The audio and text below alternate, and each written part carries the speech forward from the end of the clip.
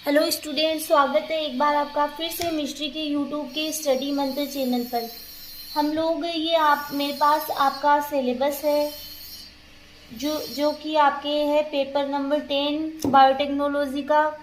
तो आप देख सकते हो इसमें हम लोगों ने ये लगभग सारे जो आपके टॉपिक्स है वो कंप्लीट कर लिए हैं आपके। अब ये वाला टॉपिक है लास्ट 4th यूनिट का, जिसमें एक टॉपिक तो ये रह गया बायो इन्फॉर्मेटिक्स, जिसको आज हम कंप्लीट करेंगे।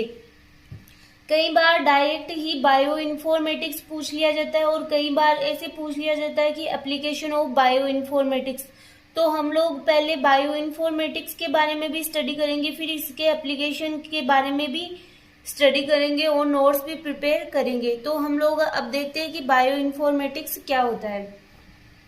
तो आप देख सकते हो यहाँ पे बायो इन्फॉर्मेटिक्स की डेफिनेशन लिखी हुई है, तो आप नोट डाउन कर सकते हो। बायो इन्फॉर्मेटिक्स जैव सूचना जिसको बोलते हैं, जैव सूचना विज्ञान, आनुवांशिकी, जेनेटिक्स और जीनोमिक्स से रिलेटेड एक वैज्ञानिक उप विषय है, जिसमें बायोलॉजिकल डाटा और इंफॉर्मेशन जिसे DNA and amino acid sequence या उन सीक्वेंस के बारे में एनोटेशन का मीनिंग होता है कि टिप्पणी को कलेक्ट करने, एनालिसिस करने एंड प्रोपागेशन मतलब इसका प्रचार प्रसार करने के लिए कंप्यूटर टेक्निक्स का यूज करना शामिल होता है। तो आप बायो इन्फॉर्मेटिक्स का मीनिंग क्या समझ सकते हैं कि बायो इन्फॉर्मेटिक्स एक प्रकार की क्या होता है कि बायोलॉजी की ही एक शाखा है, बट इसमें क्या होता है कि कंप्यूटर में जो बायोलॉजिकल डाटा है उनके बारे में इंफॉर्मेशन को कलेक्ट की जाती है, जिसमें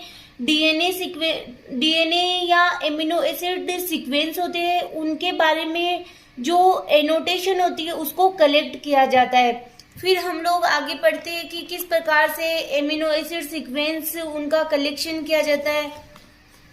अब आप यहाँ पे देख सकते हो, यहाँ पे आपके जो मैंने बताया अभी नोट डाउन की डेफिनेशन वो ही यहाँ पे इंग्लिश में लिखी हुई है कि bio informatics is defined as the application of tools of computation and analysis to the capture and interpretation of biological data. Bioinformatics is the biology and information technology. तो आप ये एक लाइन और उसमें ऐड कर सकते हो कि bio informatics is the biology and information technology. Bioinformatics is mainly used to extract knowledge from biological data through the development of algorithm and software. Bioinformatics एक ये वाली लाइन भी आप उसमें ऐड कर सकते हो. Bioinformatics is widely applied in the examination of genomics, proteomics, 3D structure of proteins, image analysis and more. तो आप इंग्लिश में लिखना चाहो तो इंग्लिश में और हिंदी में लिखना चाहो तो हिंदी में, दोनों टाइप की आपके इसकी डेफिनेशन नोट डाउन की गई है।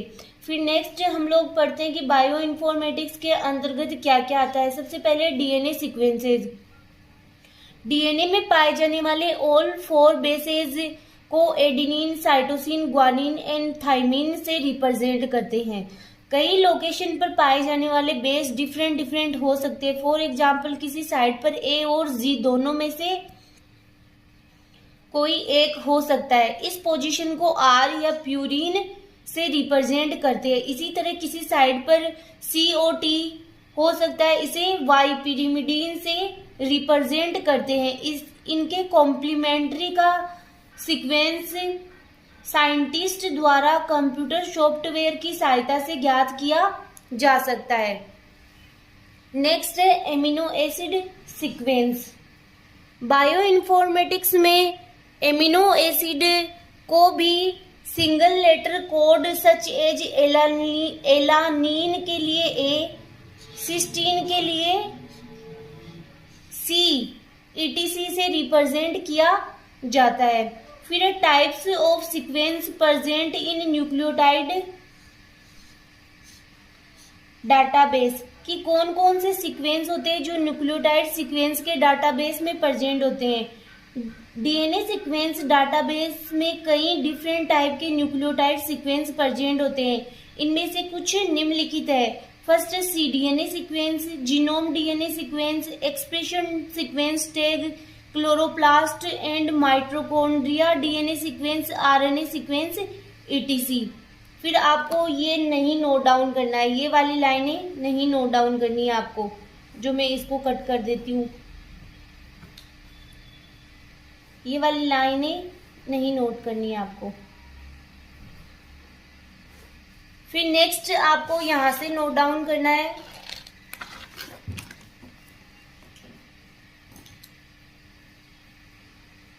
कि डाटाबेस बायो इन्फॉर्मेटिक्स के हर्ट होते हैं। ईयर 2000 में कुल 281 डाटाबेस थे एंड इनकी संख्या में तेजी से वृद्धि हो रही है।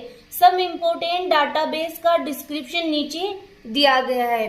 ठीक है, तो आगे कौन कौन से डाटाबेस का आपके डिस्क्रिप्शन दिया गया वो हम लोग नोट डाउन करते हैं। सबसे पहले है कि न्यूक्लियोटाइड सीक्वेंस डाटाबेस में कौन कौन से सीक्वेंसेस आते हैं। फर्स्ट है gene bank. This is main database of nucleotide sequence, जो NCBI USA के पास है। इसमें जीनोम डीएनए सीक्वेंस का कलेक्शन है। फिर सेकंड है EMBL, यह nucleotide DNA and RNA sequence का एक्सटेंसिव कलेक्शन है। यह किसके पास है? यूके के पास है। फिर है DDBJ, यह nucleotide database genome net Japan के पास है। Gene bank, EMBL and DDBJ में रेगुलरी इंफॉर्मेशन का एक्सचेंज होता रहता है कि इनमें क्या होता है कि इंफॉर्मेशन का एक्सचेंज होता रहता है। नेक्स्ट है एक और आपके ई कोलाई। इसमें ई कोलाई के जीनोम का न्यूक्लियोटाइड सीक्वेंस कलेक्शन है। यह NCBI USA and EBI UK के पास उपलब्ध है। फिर नेक्स्ट आपके प्रोटीन डाटाबेस। पहला था न्यूक्लियोटाइड सीक्वेंस डाटाबेस, सेकंड है प्रोटीन डाटाबेस, जिसमें फर्स्ट है PDB, प्रोटीन डाटा बैंक। इस डाटाबेस में ऐसे प्रोटीन्स जिनकी थ्री डायमेंशनल स्ट्रक्चर ज्ञात है, जिनका एमिनो एसिड सीक्वेंस कलेक्शन किया गया है। फिर है स्विसपोर्ट। इस डाटाबेस में एनोटेटेड प्रोटीन्स के एमिनो एसिड सीक्वेंस का नॉन ओवरलैपिंग कलेक्शन है। यह NCBI USA एंड EBI और UK के पास उपलब्ध है। फिर है database and analysis tools. Database के यूज के लिए suitable search and analysis tool की रिक्वायरमेंट होती है। इन प्रोग्राम को डाटा माइनिंग टूल्स भी कहा जाता है। कि डाटाबेस के यूज के लिए क्या होना चाहिए कि एक एनालिसिस जो टूल होता है उसकी रिक्वायरमेंट होती है। ठीक है, इन प्रोग्राम को क्या कहा जाता है? डाटा माइनिंग टूल्स भी कहा जाता है। नेक्स्ट है आपके blast, BLAST, basic local element search tool. Blast कई ऐसे प्रोग्राम का ग्रुप है जिनका यूज सीक्वेंस में कंपैरिजन एंड सिमिलरिटी रिकॉग्नाइज करने के लिए किया जाता है। कि जो ब्लास्ट है वो कई ऐसे प्रोग्राम का ग्रुप है जिसमें कि या तो कंपैरिजन या फिर सिमिलरिटी को रिकॉग्नाइज करने के लिए किया जाता है। ब्लास्ट के मॉडर्न वर्जन को ब्लास्ट 2.0 कहते हैं और यह निम्न टाइप का होता है।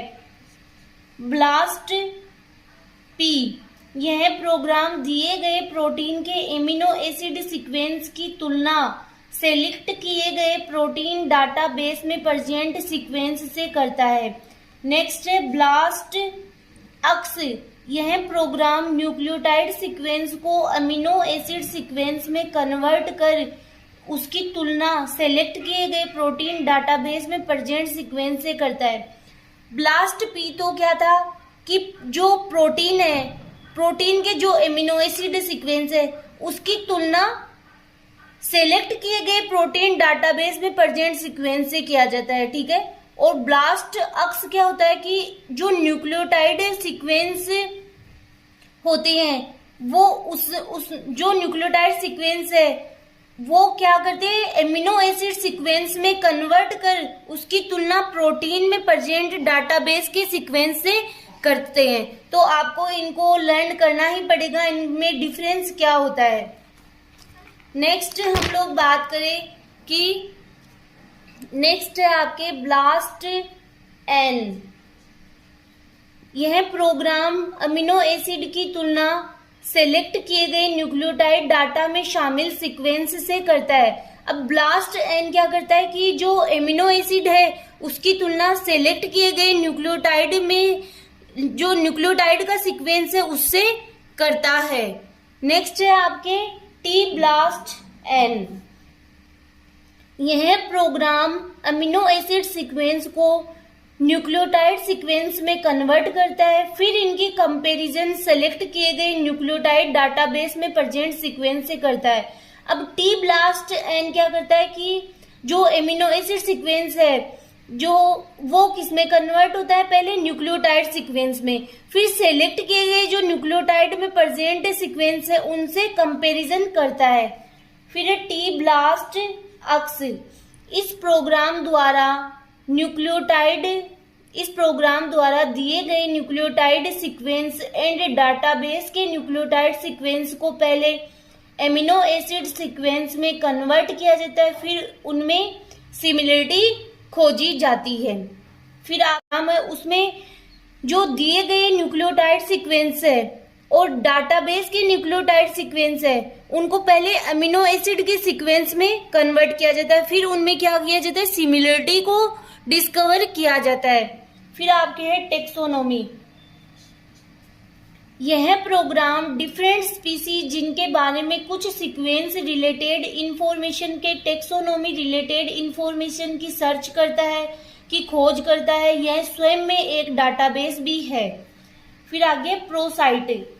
इस डाटाबेस में प्रोटीन के फंक्शनल साइट्स एंड उन साइट्स के एमिनो एसिड का कलेक्शन होता है। इसका प्रोमोट खोजी प्रोग्राम दिए गए सीक्वेंस की कंपैरिजन प्रोसाइट में प्रेजेंट सीक्वेंस से करता है। इसका अन्य प्रोग्राम प्रोस्कम डाटाबेसेस, स्विसप्रोट एंड ट्रिम्बल में रिसर्चर्स द्वारा किए गए मोटिफ की तलाश करता है। इसमें अगर आप इतनी ही लाइन लिखो ना प्रोसाइट में तो वो भी काफ़ी है कि जो इस डाटाबेस में प्रोटीन के फंक्शनल साइट्स एंड उन साइट्स के एमिनो एसिड का कलेक्शन है। इसका प्रमोट खोजी प्रोग्राम दिए गए सीक्वेंस की कंपैरिजन प्रोसाइट में प्रेजेंट सीक्वेंस से करता है। इतना ही बहुत है। अगर आपके ये क्वेश्चन अगर 10 मार्क्स में पूछा जाए तो आपको जरूरी नहीं आप सारे ही जो ये मैंने यहाँ पे लिखे हुए टी ब्लास्ट अक्स, टी ब्लास्ट एन, तो सारे के सारे ही नोट डाउन करो। अगर आप इनमें से 2-3 भी लिखते हो ना तो भी बहुत है, और इनमें सिर्फ आप 1-1, 2-2 लाइनें लिख सकते हो कि जैसे टी ब्लास्ट आपने ये लिखा टी ब्लास्ट एन, यह प्रोग्राम एमिनो एसिड सीक्वेंस को न्यूक्लियोटाइड सीक्वेंस में कन्वर्ट करता है। इतना भी लिखोगे तो भी काफ़ी है। मतलब इनमें सिर्फ 1-1 लाइनें जो आपको इजी लगे, इजीली लर्न हो जाए, वो ही आपको नोट डाउन करनी है। नेक्स्ट लेक्चर में हम लोग स्टडी करेंगे बायो इन्फॉर्मेटिक्स की एप्लीकेशन क्या क्या होती है, उनको नोट डाउन करेंगे।